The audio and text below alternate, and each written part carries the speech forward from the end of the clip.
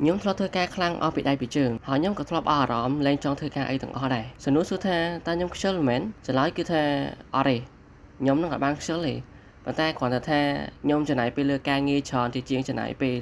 ទៅលើការសម្រាកខ្លួនឯងអញ្ចឹងខ្ញុំត្រូវគិតបែបណាដើម្បីកុំឲ្យជួបរឿងបែបនេះតទៀតអញ្ចឹងដំណើរការនៃមូលហេតុគឺវាបែបនេះយើងត្រូវគិតថាជីវិតយើងមិនមែនជាម៉ាស៊ីនទេជីវិតយើងត្រូវតែមាន life balance រវាងការងារនិងការកម្សាន្តចុះសួរថាហេតុអីបានជាយើងត្រូវធ្វើការទី1ដើម្បីរស់រានមានជីវិតអញ្ចឹងយើងធ្វើការរាល់ថ្ងៃដើម្បីតែចំណូលដើម្បីបំពេញនូវសុខភាពក៏ដូចជាការចំណាយទៅលើចំណីអាហារក៏ដូចជាលំនៅឋានជាដើមដើម្បីទ្រទ្រង់ទៅលើការរស់នៅប្រចាំថ្ងៃរបស់យើងហើយយើងអាចនឹងចំណាយទៅលើរឿងអីផ្សេងៗទៀតដែលវាចាំបាច់ឬក៏រឿងអាសន្នផ្សេងដែលវាកើតឡើងដែលយើងអាចគ្រប់គ្រងបានអីចឹងទៅចំពោះចំណុចទី2គឺអភិវឌ្ឍខ្លួនឯងអញ្ចឹងជាធម្មតាយើងធ្វើការគឺដើម្បីទី1ជំនាញស្វែងរកជំនាញចំណេះដឹងដូចជាប្រការនៅវិន័យក៏ដូចជាទទួលខុសត្រូវដូចគ្នាព្រោះកាលណាដែលយើងអត់មានការងារឬក៏យើងអត់បានពេញការងារទេអាចជំនាញចំណេះដឹងឬក៏ទំនួលខុសត្រូវហ្នឹងគឺយើងអត់បានប្រឡូកនៅក្នុងវិស័យនៅទាំងអស់គ្នាទេយើងអត់ដឹងថាអីគេទៅជាទំនួលខុសត្រូវនៅក្នុងការងារអីគេទៅជាវិន័យនៅក្នុងការងារហើយនឹងជំនាញដែលយើងរកបានពីកន្លែងការងារចំពោះទី3គឺអត្ថន័យជីវិតអញ្ចឹងយើងធ្វើការរាល់ថ្ងៃដើម្បីបំពេញនៅចិត្តខ្លួនឯងកុំឲ្យយើងគិតថាយើងហ្នឹងរាល់ថ្ងៃវាអត់ប្រយោជន៍យើងធ្វើមិនឲ្យខ្លួនឯងគិតថាយើងរាល់ថ្ងៃមានទូនាទីមួយនៅក្នុងសង្គមមិនថាសង្គមការងារឬក៏សង្គមរស់នៅប្រចាំថ្ងៃទេជាធម្មតាកាលណាមនុស្សយើងដែលអត់មានការងារហើយយើងតែងតែគិតតែវិជ្ជមានលើខ្លួនឯងគិតថាខ្លួនឯងហ្នឹងអត់ប្រយោជន៍ឲ្យមានសមត្ថភាពគ្រប់គ្រាន់សម្រាប់ទៅបំពេញការងារកន្លែងណាកន្លែងណីមួយទេអញ្ចឹងការមានការងារហ្នឹងក៏វាជាផ្នែកមួយដែលយើងទប់អារម្មណ៍ខ្លួនឯងកុំឲ្យយើងហ្នឹងប្រអាប់ខ្លួនឯងថាខ្លួនឯងហ្នឹងវាអត់មានសមត្ថភាពក្នុងការបំពេញការងារឲ្យខ្លួនឯងឬបំពេញការងារឲ្យអ្នកដទៃចុះសួរថាហេតុអីបានយើងត្រូវការសម្រាកទី1គឺដើម្បីជួសជុលខួរក្បាលនិងរាងកាយជាធម្មតាខួរក្បាលរបស់យើងត្រូវការ reset ដើម្បីបង្កើតនៅការគិតក៏ដូចជាការច្នៃប្រឌិតលឿនជាងមុនព្រោះកាលណាដែលយើងធ្វើការជាប់អត់មានការសម្រាកឬក៏អត់មានផ្ដល់ពេលវេលាឲ្យខ្លួនឯងទេកម្លាំងក៏អស់ការគិតក៏ខ្សោយអញ្ចឹងការបង្កើននៅ potential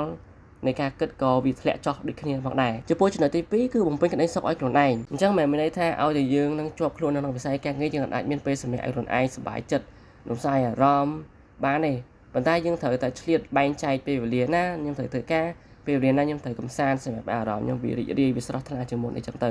ហើយក៏វាជួយទៅពង្រឹងស្ថានភាពផ្លូវចិត្តផងដែរដូចជា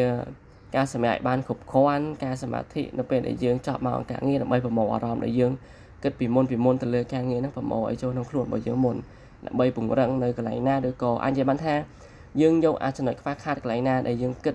យកមកជួសជុលឡើងវិញអញ្ចឹងណាហ្នឹងហើយវាដូចជាយើងជិះម៉ូតូអញ្ចឹងជិះម៉ូតូយើងព្យាយាមមើលពេលដែលវាអត់ទៅស្រួលខុសពីធម្មតាខុសប្រក្រតីជាងពេលដែលយើងជិះរាល់ថ្ងៃអញ្ចឹងទៅបើសិនជាមានកន្លែងណាដែលមើលទៅអត់តំណងខុសបច្ចេកទេសយើងអាចយកចូលជាងដើម្បីធ្វើការជួសជុលទាំងហែទាំម៉ូតូរបស់យើងដើម្បីឲ្យវាជិះបានគង់វង្សយូរអង្វែងនឹងថ្ងៃក្រោយទៀតទៅចំពោះចំណុចទី3គឺអត្ថន័យជីវិតអញ្ចឹងយើងទាំងអស់គ្នារាល់ថ្ងៃនេះរស់នៅមិនមែនដើម្បីតែធ្វើការយើងរស់នៅរាល់ថ្ងៃធ្វើការដើម្បីតែបំពេញនៅការចាយវាយក៏ដូចជាការផ្គត់ផ្គង់អីផ្សេងៗសម្រាប់ខ្លួនឯងប៉ុន្តែគ្រាន់តែថាយើងត្រូវតែមានពេលខ្លះសម្រាប់សម្រាកពេលខ្លះសម្រាប់ធ្វើការដែលយើងបង្កើតនៅតុល្យភាពការងារហើយនិងការកំសាន្តហ្នឹងឲ្យវាស្មើគ្នាអញ្ចឹងទៅបើមិនបានស្មើក៏បានត្រឹមតែការកំសាន្តឲ្យវាមកចំណៃទូចនៃការងារដូចគ្នាក៏អាចធ្វើឲ្យយើងវាសប្បាយចិត្តបានដែរព្រោះចំពោះអ្នកដែលយើងមើលឃើញថាគាត់រស់នៅដើម្បីតែធ្វើការគាត់មានអារម្មណ៍ថាជីវិតគាត់អត់មានន័យទេវា stress ខ្លាំងផងស្មុគខ្លាំងផងព្រោះគាត់អត់មានពេលសម្រាប់ release stress ឬក៏បង្កើននៅការគិតអីថ្មីពង្រឹងនៅសមត្ថភាពការគិតអីផ្សេងៗអញ្ចឹងបានដូចអ្នកដែលគាត់មានទាំងតុល្យភាពការងារហើយនិងការកំសាន្តទេព្រោះអ្នកដែលគាត់កំសាន្តពេលដែលគាត់ស្មុគជាមួយនឹងការងារហ្នឹងពេលច្រើនគាត់អាចនឹងចេះឬក៏ចែកម្លែកនៅទុក្ខកង្វល់ឬក៏ភាព stress ហ្នឹងទៅក្នុងការសប្បាយរីករាយរបស់គាត់ដើម្បី